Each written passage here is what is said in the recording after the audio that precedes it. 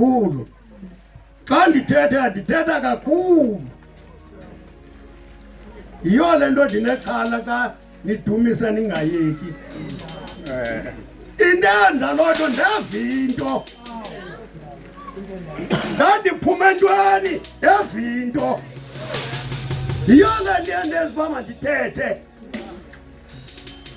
Ezi ngwevu zathi ke zisifundisa zathi ufuneka uthethe ze ukwazi xa kunqatha siwukhumbuze ngezanto kuzithethile.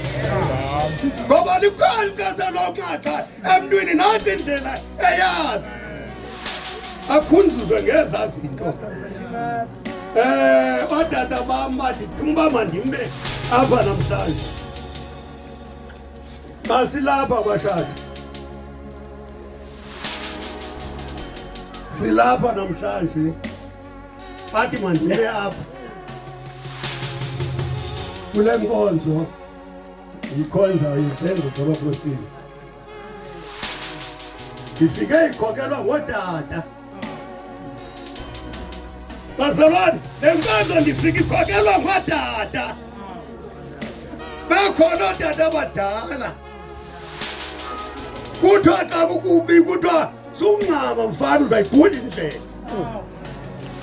Senzo phantsi ungxamile. Uqonda usesibhidini sokuthetha. Kuthiwa xa uhlale phantsi ufundele nkonzo.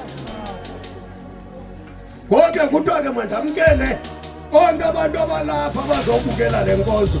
Nabamenywe nababizweyo. Bakhona abantu ababizwayo. Bakhona abantu abamenyiweyo. Abantu abamenyiweyo bangxama. Ngoba babizwanga. Bayile nathi Nkosini. Le nkonzo yinkonzo yezenzo zabaphostile. Andizuyicacisa ukuthi ivela phi. Ndingalininzi ithuba laloo nto. Ndingalininzi ithuba. Nam ndafika kuthiwa le nkonzo zizenzo zabaphostile. Ngoba kuthi uKristu wathi wawugqiba ukushumayela yonke into wayethunywe nguYesu Thixo.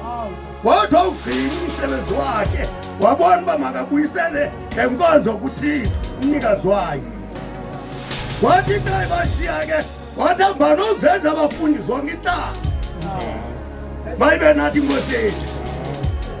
Akashinje umntu xa ebesendaweni asuka zimele angaziwa noba ubheka phi. Ushiya umyolelo wale ndawo asuka kuyo. Mayibe nathi Nkosi yethu. Loo nto yenza uba ungabi ngomkhonto ulandwa. Nam ke ndifundise kule nkonzo. Abadala, le nkonzo kuthiwa zizenzo zabaphostile. Xa sinoyicacisa lingatshona ilanga. Abantu abaninzi bengathethanga. Abantu xa le nkonzo beyijonga ngoyingqamela. Baye bathi le nkonzo ikwazi ukushumayela iyathuka. Tsala phantsi umamele kakuhle. Yintoni lithukwayo? Mayibe nathi Nkosi yethu. Kule nkonzo asiyishwalwanga.